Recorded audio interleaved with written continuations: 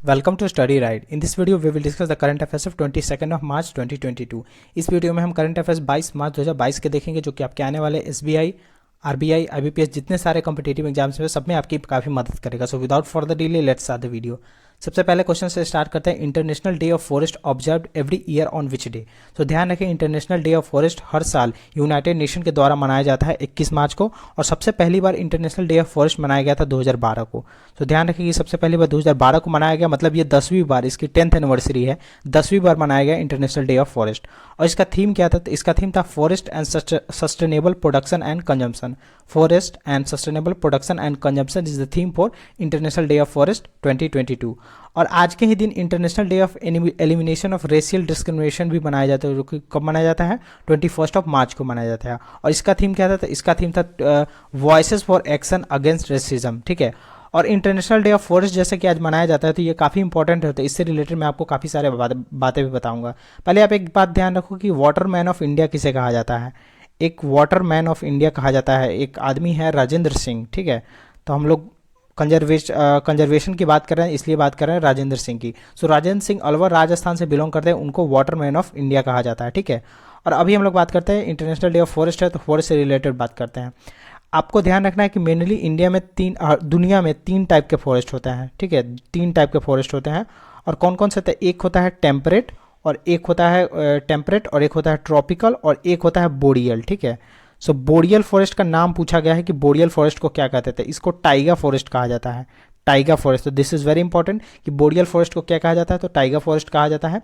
और largest forest in the world, सबसे बड़ा फॉरेस्ट कहाँ पे है? तो वो आप जानते होंगे, अमेजॉन, जो कि अमेजॉन रेन फॉरेस्ट कहाँ पे है? तो वो साउथ अमेरिका में है। तो वो सबसे लार्जेस्ट फॉरेस्ट है पूरे वर्ल्ड का। और तो पहला तो आप जानते हैं लार्जेस्ट, लेकिन सेकंड लार्जेस्ट कौन सा है? तो सेकंड लार्जेस्ट भी आपको ध्यान रखना है कि कॉन्गो बेसिन है, जो कि सेंट्रल अफ्रीका में लोकेटेड है। कॉन्गो बेसिन जो कि सेकंड लार्जेस्ट फॉरेस्ट है इन द वर्ल्ड। ठीक है। अब एक ऐसा फॉरेस्ट है जो कि माना जाता है कि वो 180 मिलियन ईयर से भी ज़्यादा पुराना है। वो कौन सा है? तो वो ऑस्ट्रेलिया में है, और उसका नाम भी आपको ध्यान रखना है, डेंट्री रेन फॉरेस्ट।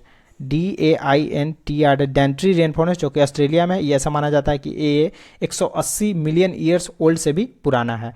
और रिसेंटली अभी इंडिया स्टेट फॉरेस्ट रिपोर्ट आया था, इंडियन स्टेट फॉरेस्ट रिपोर्ट। तो इससे रिलेटेड काफ़ी इंपॉर्टेंट बात है, आप ध्यान रखना कि इंडिया स्टेट फॉरेस्ट रिपोर्ट है जो वो रिलीज किसके द्वारा किया जाता है? तो वो रिलीज किया जाता है फॉरेस्ट सर्वे ऑफ इंडिया के द्वारा, जिसका हेडक्वार्टर कहाँ पे है? तो देहरादून उत्तराखंड में है। और हर 2 साल में India state forest report release किया जाता है। अब इससे रिलेटेड क्या क्या फाइंडिंग्स है उसको हम लोग बात करते हैं। और ध्यान रखना, इंडिया स्टेट फॉरेस्ट रिपोर्ट सबसे पहली बार 1987 में रिलीज किया गया था। तो ये इसका 17वां एडिशन है। तो ये 17th ISFR था।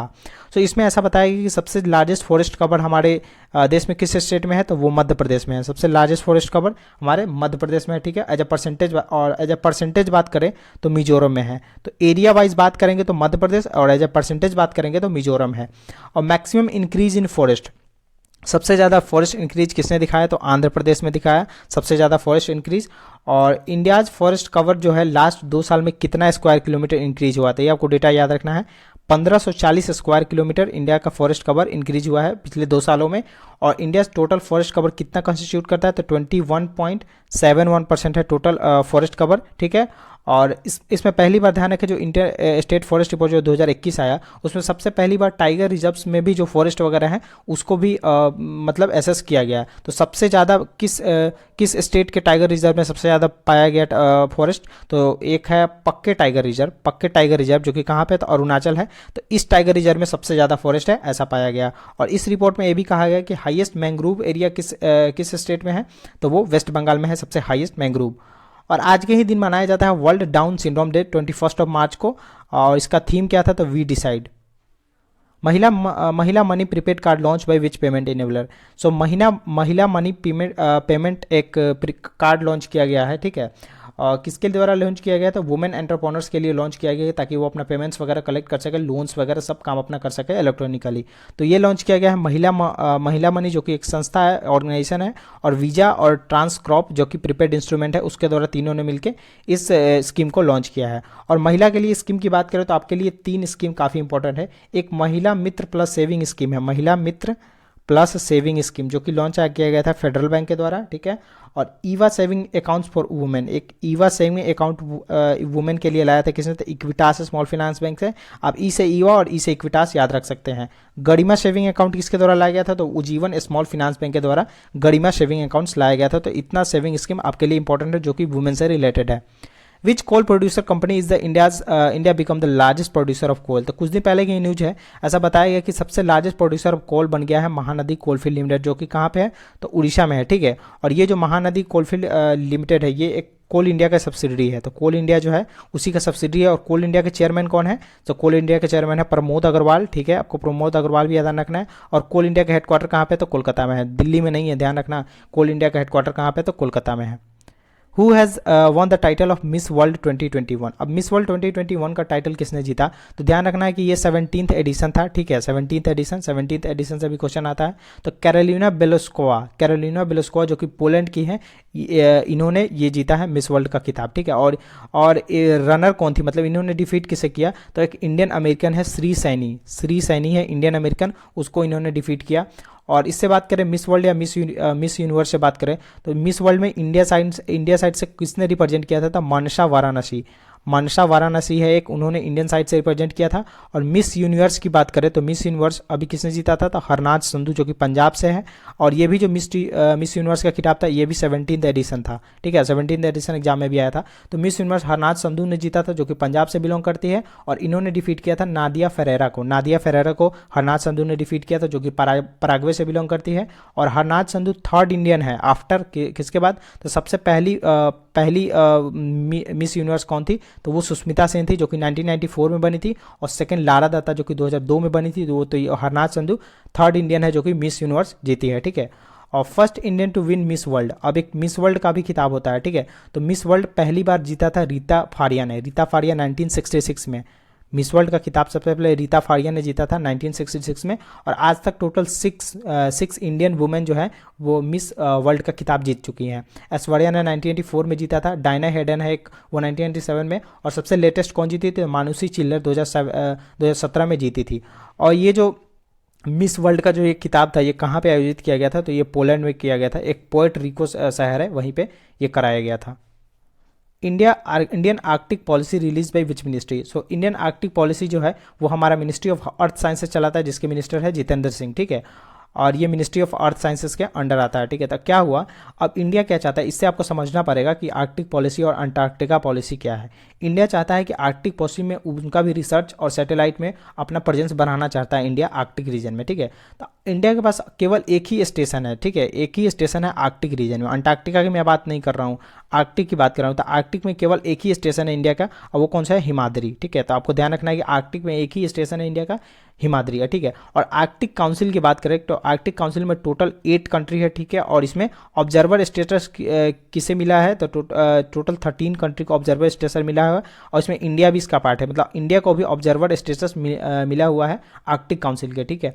और इंडिया ने 13 एक्सपेडिशन, अभी तक इंडिया ने 13 रिसर्च एक्सपेडिशन लॉन्च कर दिया है 2017 से आर्कटिक में, ठीक है। आर्कटिक में अभी तक इंडिया ने टोटल 13 एक्सपेडिशन लॉन्च किया है। और अंटार्कटिका की बात करें, अगर हम लोग आर्कटिक की बात करें तो थोड़ा अंटार्कटिका की भी बात कर लेते हैं। अभी 41st अंटार्कटिका एक्सपेडिशन कराया गया किसके द्वारा, तो मिनिस्ट्री ऑफ अर्थ साइंसेस के द्वारा करवाया गया। और ये 1981 में सबसे पहले अंटार्कटिका जो है मिशन एक्सपेडिशन वो 1981 में कराया गया था। अभी रिसेंटली इंडिया ने 41st अंटार्कटिका मिशन किया है। और इसमें 3 स्टेशन है अंटार्कटिका में, इंडिया के 3 स्टेशन है। एक तो दक्षिण गंगोत्री जो कि 1983 में बना था, और एक मैत्री है जो कि 1988 में बना था, और एक है लास्ट भारती जो कि 2012 लेटेस्ट बना था 2012 में। तो इसमें जो दक्षिण गंगोत्री है वो अब बंद हो चुका है, अभी ऑपरेशनल है मैत्री और भारती, ठीक है। और दीज प्रोग्राम्स जितना भी ये सब प्रोग्राम्स है आर्कटिक पॉलिसी अंटार्कटिका पॉलिसी, ये सब देखभाल कौन करता है, तो national centre for polar and ocean research, national centre for polar and ocean research इस सबकी देखभाल करता है। और ये जो ऑर्गेनाइजेशन है वो मिनिस्ट्री ऑफ अर्थ साइंसेस के अंडर आता है। Defence minister Rajnath Singh inaugurated DRDO flights control system integration complex in which state, अब हमारे राजनाथ सिंह ने लॉन्च किया है DRDO को flight control system Bangalore Karnataka में। तो आपको बस इतना ही ध्यान रखना है कि बेंगलोर कर्नाटका में लॉन्च किया गया है। और इससे ज़्यादा इंपॉर्टेंट ये बात है कि राजनाथ सिंह ने कुछ दिन पहले 2 DRDO सेंटर इनॉग्रेट किया था लखनऊ में। DRDO centre has been inaugurated by Rajnath Singh Lucknow. और पहला कौन था, तो एक ब्रह्मोस मिसाइल यूनिट था, और दूसरा कौन था, तो DRDO लैब, दोनों लखनऊ में किया गया राजनाथ सिंह के द्वारा, ठीक है। और DRDO का हेडक्वार्टर कहाँ था, न्यू दिल्ली में। और DRDO एस्टेब्लिश हुआ 1958 में, और 1 जनवरी 2022 को DRDO ने अपना 64th फाउंडेशन डे सेलिब्रेट किया। Who is the first African to win Pritzker prize 2022, तो this is very important question. तो डेबर्डो फ्रांडिस जो कि बर्किना फासो से बिलोंग करते हैं, ये पहले अफ्रीकन है जिन्होंने प्रिट्जकर प्राइज वन किया। और आपको ध्यान रखना है प्रिट्जकर प्राइज किस फील्ड से बिलोंग करता है, तो प्रिट्जकर प्राइज जो वगैरह आर्किटेक्चर के फील्ड में दिया जाता है, आर्किटेक्चर के फील्ड में। और आगा खां भी एक अवार्ड होता है, वो भी आर्किटेक्चर के फील्ड में दिया जाता है। और ज्ञानपीठ अवार्ड होता है, वो लिटरेचर के फील्ड में दिया जाता है। और एक शांति स्वरूप भटनागर प्राइज भी होता है, शांति स्वरूप भटनागर प्राइज, जो कि साइंस और टेक में दिया जाता है CSIR के द्वारा। CSIR इंडियन संस्था है, उसके द्वारा शांति स्वरूप भटनागर प्राइज दिया जाता है। और आपको ध्यान रखना है कि पहले इंडियन कौन थे जो कि प्रिट्जकर प्राइज जीते थे, तो बालकृष्ण दोषी पहले इंडियन थे जो कि उनको प्रिट्जकर प्राइज मिला था आर्किटेक्चर के फील्ड में। Who has been inducted into the world golf hall of fame, तो वैसे ये इतने इंपॉर्टेंट क्वेश्चन नहीं, बट आप ध्यान रख रहे हैं एड्रिक टोंक है, वो जो कि अमेरिका से बिलोंग करते हैं, इन्हें world golf hall of fame में जगह मिली है। India add how much open access solar capacity in 2021। अब पहले आपको समझना पड़ेगा कि ओपन एक्सेस सोलर कैपेसिटी क्या होता है। जैसे कोई ऑर्गेनाइजेशन वगैरह है, तो वो वो जो बिजली प्रोवाइडर होता है उससे बिजली वगैरह लेते हैं, लेकिन यहाँ पे जो ओपन एक्सेस सोलर कैपेसिटी है वो डायरेक्ट जो रहता है, जो सप्लायर रहता है उनसे इनका कंज्यूमर का कनेक्शन रहता है, डायरेक्टली वो यहाँ इन्हें प्रोवाइड करते हैं सोलर एक्सेस। तो ऐसा कहा गया है कि एक संस्था है, ठीक है, मरकॉम इंडिया एक संस्था है, जो कि इसका मेन हेडक्वार्टर कहाँ पे, तो USA का सब्सिडरी है। और इसका मरकॉम इंडिया का हेडक्वार्टर इंडिया में कहाँ है, तो बेंगलुरु में है। तो इन्होंने बताया है कि इंडिया ने 1.2 गीगावाट, जो कि 2022% ग्रोथ दिखाया है, इतना ऐड किया है ओपन सोलर कैपेसिटी में 2021 में। और जैसा कि मैंने आपको बता दी कि इसका हेडक्वार्टर कहाँ पे है, तो बेंगलुरु में है। और ध्यान रखना है, इससे ज़्यादा इंपॉर्टेंट एक और, मरकॉम इंडिया ने कुछ दिन पहले एक और रिपोर्ट रिलीज की थी, जिसमें उन्होंने बताया था कि इंडिया ने सोलर कैपेसिटी में कितना 10 गीगावाट ऐड किया है। सो इंडिया ने 10 गीगावाट अब तक का सबसे ज़्यादा ऐड किया है 2021 में। और ये कितना है, तो ये 212% इंक्रीमेंट है। तो मरकॉम इंडिया ने ये दोनों रिपोर्ट रिलीज करके हमें बताया। और जो ये ओपन एक्सेस सोलर कैपेसिटी है, इसमें टॉप पे कौन स्टेट है, तो टॉप पे है उत्तर प्रदेश और सेकंड में है तमिलनाडु। सो सबसे ज़्यादा ओपन एक्सेस सोलर कैपेसिटी कौन यूज़ करता है, तो उत्तर प्रदेश, उसके बाद Tamil Nadu. Second, India Indonesia security dialogue held in which country. So पहला इंडिया और इंडोनेशिया सिक्योरिटी डायलॉग 2018 में दिल्ली में हुआ था, लेकिन अभी जो सेकंड का हुआ है वो इंडोनेशिया जकार्ता में हुआ है, ठीक है। और आपको ध्यान रखना है कि जकार्ता जो यहाँ पे जो गए थे अजीत डोवाल, जो कि हमारे नेशनल सिक्योरिटी एडवाइजर है अजीत डोवाल, उन्होंने रिप्रेजेंट किया था। और सबसे पहली बार ये 2018 में मनाया गया था। और इंडोनेशिया अब क्या करेगा, इंडोनेशिया का प्रेसिडेंट कौन है, जोको विडोडो। और इंडोनेशिया का जो अभी कैपिटल जकार्ता है उसको वो मूव करेगा बोर्नियो के नुसांत्रा में। तो इंडोनेशिया का न्यू कैपिटल क्या होगा, नुसांत्रा। दिस इज़ वेरी इंपॉर्टेंट, और एग्जाम में कई बार आ भी गया है कि इंडोनेशिया अपना नया कैपिटल कहाँ रखेगा, तो नुसांत्रा, जो कि बोर्नियो में है। Moody has projected India GDP projection for how much percent for 2022। सो ये 2022 के लिए मूडी प्रोजेक्ट किया है 9.1% और 2023 के लिए प्रोजेक्ट किया है 5.4%। और कुछ हम लोग इंपॉर्टेंट प्रोजेक्शन की बात करें जो कि रिसेंट एग्जाम में आ सकता है, RBI की बात करें तो RBI ने 9.2% बोला है 2022 के लिए, ठीक है, 21-22 के लिए। और 7.8% बोला है 22-23, मतलब आने वाले फिनेंशियल 2000 जो कि मार्च में खत्म हो जाएगा। और ये जो 7.8% है, क्राइसिल भी वही कह रही है। क्राइसिल जो है क्रेडिट रेटिंग एजेंसी है, वो भी कह रही है कि 22-23 में इंडिया का GDP ग्रोथ रहेगा 7.1%। और क्राइसिल के MD एंड CEO कौन है, तो क्राइसिल के MD एंड CEO है कौन, अमीश मेहता, जो कि क्राइसिल के MD एंड CEO है। और एक इको रैप रिपोर्ट आता है, आपको ध्यान रखना है कि इको रैप रिपोर्ट कौन निकालता है, तो SBI निकालता है। और SBI ने कहा है कि ये फिनेंशियल ईयर 2022 में 8.8% ग्रोथ होगा इंडिया का, ठीक है। तो इतना आपको ध्यान रखना है। और India's economic survey, as per Indian economic survey, हमारा GDP ग्रोथ क्या रहेगा 2022-23 में, तो उन्होंने एक रेंज दिया है 8 से 8.5%, 8 से 8.5% का रेंज दिया है इंडियन इकोनॉमिक सर्वे ने हमारे GDP प्रोडक्शन का। Cold response 2022 NATO military exercise begins at which place. अब ये एक्सरसाइज इंपॉर्टेंट है, मैं बताता हूँ क्यों। तो ये तो वैसे नॉर्वे में स्टार्ट हुआ है, और स्टार्ट होते ही इसमें USA के 4 जवान मारे गए। इसमें कुछ वहाँ पे दिक्कत हुआ, उससे 4 जवान का मतलब US सोल्जर 4 का डेथ हो गया इसे। और आपको ध्यान रखना है कि नेटो का हेडक्वार्टर कहाँ है, तो बेल्जियम ब्रसल्स में है। और नेटो के चीफ कौन है, जेंस स्टोलनबर्ग। जेंस स्टोलनबर्ग, आपको ये भी ध्यान रखना है कि नेटो के चीफ है जेन स्टोलनबर्ग, और इस नेटो के टोटल 30 कंट्री है, ध्यान रखें नेटो में टोटल 30 कंट्री है। और रसिया जो लोग बहुत करते हैं, ध्यान रखें कि नेटो का मेंबर रसिया भी नहीं है, ठीक है, नेटो का मेंबर रसिया भी नहीं है। तो ये कोल्ड रिस्पॉन्स 2020 एक्सरसाइज जो नेटो मिलिट्री एक्सरसाइज है, ये नॉर्वे में आयोजित है और ये 1 अप्रैल तक चलेगा, अभी चल रहा है, ठीक है।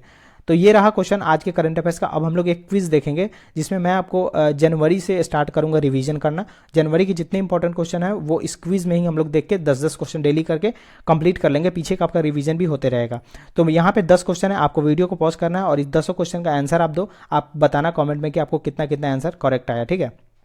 सो चलिए, मैं आप आई होप आपने इस क्विज को अटेम्प्ट किया होगा, मैं आप इसका आंसर बताता हूँ। Which bank acquired 9.9% stake in Indian International Clearing Corporation. तो एसबीआई ने लगभग 10% स्टेक किया है इसमें आईआईसीआर में।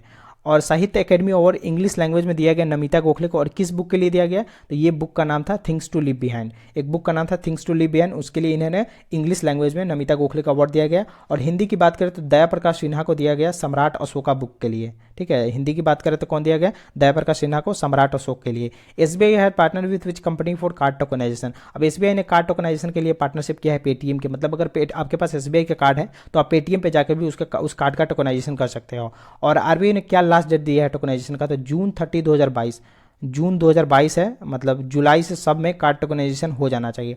डिजी जोन लॉन्च किया गया था किसके द्वारा, तो डिजी जोन लॉन्च किया था LIC life insurance corporation of India ने बांद्रा कुर्ला कॉम्प्लेक्स मुंबई में। तो आपका बांद्रा कुर्ला कॉम्प्लेक्स भी याद रखना है, डिजी जोन लॉन्च किया था एलआईसी ने। Translumina will set up Asia's largest heart valve manufacturing facility at which place. So Translumina जो कि जर्मनी की एक कंपनी है, वो सबसे एशिया का सबसे largest heart valve manufacturing facility लगा रहा है विशाखापट्टनम आंध्र प्रदेश में। Surai eco tourism and Kakra crocodile trail inaugurated at which place. So ये खातिमा उधम सिंह नगर है, खातिमा उत्तराखंड में, वहाँ पे सूरई इको टूरिज्म और काकरा क्रोकोडाइल पुष्कर सिंह धामी द्वारा लॉन्च किया गया है। 120 मेगावाट वैसी hydro power project on which river. तो 120 मेगावाट का वैसी हाइड्रो पावर प्रोजेक्ट जो कि उत्तराखंड में ही है, ये कहाँ पे, तो ये यमुना रिवर पे लॉन्च किया जाएगा, ठीक है। और इसमें टोटल खर्चा कितना होगा, तो 1700 करोड़ होगा टोटल खर्चा। Who has become the brand ambassador of नोडीचर। नोडीचर एक कंपनी है, उसके ब्रांड एम्बेसडर बने हैं पंकज त्रिपाठी।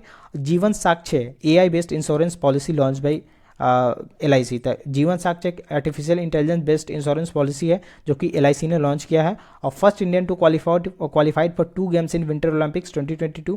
सो आरिफ खान पहले प्लेयर है जिन्होंने 2 गेम के लिए विंटर ओलंपिक 2022 में क्वालिफाई किया था, जो कि कहाँ पे हुआ था, तो बीजिंग चाइना में हुआ था। और कौन से 2 गेम के लिए हुआ था, तो उनका दो गेम था, एक जायंट स्लालोम, एक अल्पाइन स्कीन स्लालोम। इस वीडियो में इतना ही, आने वाले वीडियो में हम लोग और क्वेश्चन को डिस्कस करेंगे। So if you like the video, do like the video and share with your friend and subscribe the channel for daily updates. Goodbye, see in the next video.